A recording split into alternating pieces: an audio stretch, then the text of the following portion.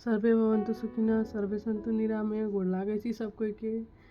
आइ हम 12 दिन एगो सिंपल खाना के बर्तन के बारे में बतावे जा रहल छी। अपना सब बहुत रंग के बर्तन घर में यूज करे छिए, तो लेकिन ओहू में नीक आ खराब बर्तन सब अछि जे अपना सब के फायदो करत आ खराबियो करत। तो सबसे पहले सबसे बढ़िया बर्तन में आवे छै माटि के बर्तन। अगर सकै छी तो माटि के बर्तन में खाना बनाओ, यूज करू, जे बहुत फायदा अपन सबके स्वास्थ्य के लेल बहुत बढ़िया रहत। खाना के गुण बढ़ा दै छै, ओहिमे तो आरो स्वाद बढ़ा दै छै।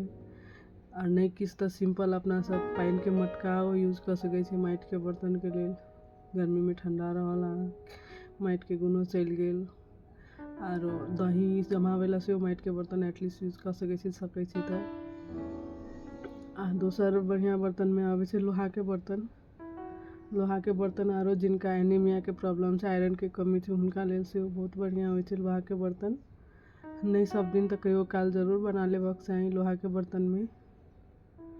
तेसर बढ़िया बर्तन नॉर्मल सिंपल एगो स्टील के बर्तन होय छै, जे सबसे ने खराबी करलक तो फायदा नहीं करलक तो खराबियो नहीं करलक, न्यूट्रल छै।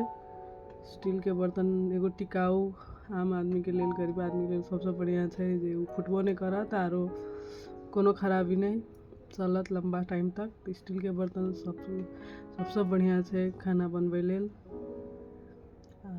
ओकर बाद खराब वाला बर्तन सब आबत, जेना कि एल्युमिनियम के बर्तन।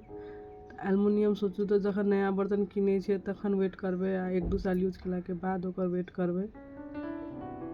एल्युमिनियम के बर्तन के वेट कम रहे छै, कियाकि खाना अगर अपना सब पकबै छी ओहिमे तो एल्युमिनियम खाना में मिक्स भेल जाइ छै। जखने एल्युमिनियम सब अपन सबके देह में जायत से बहुत रंग के बीमारी करे छै। एगो सबसे बड़का अल्जाइमर, पार्किंसन डिजीज सब जे होइ छै, जे माथ के नस सब के सुखेनाइ, ओकरा सबके याददाश्त बिसरनाइ, बहुत रंग के बीमारी सब होइ छै। से सकबे कोशिश करू तो एल्युमिनियम के बर्तन नहीं यूज करू। अगर करहे पड़ते तो तैयो खट्टा चीज जखने ओहिमे पड़े छै तो रिएक्ट होइ छै गरम पर, तो इसे आरो घुलै छै बर्तन खाना में वो एल्युमिनियम। तो तरकारी सरकारी तो सकभर नहीं पकावे कोशिश करू, मजबूरी छै तखने कखनो काल यूज करू। अगर चाही तो अपना सबके स्वास्थ्य के लेल, ओनाहू चारों तरफ टॉक्सिन छै, हवा में टॉक्सिन छै सब जगह, तो एल्युमिनियम के बर्तन यूज करके आरो अपन सबके खाना में टॉक्सिन नहीं यूज करे के नहीं राखू।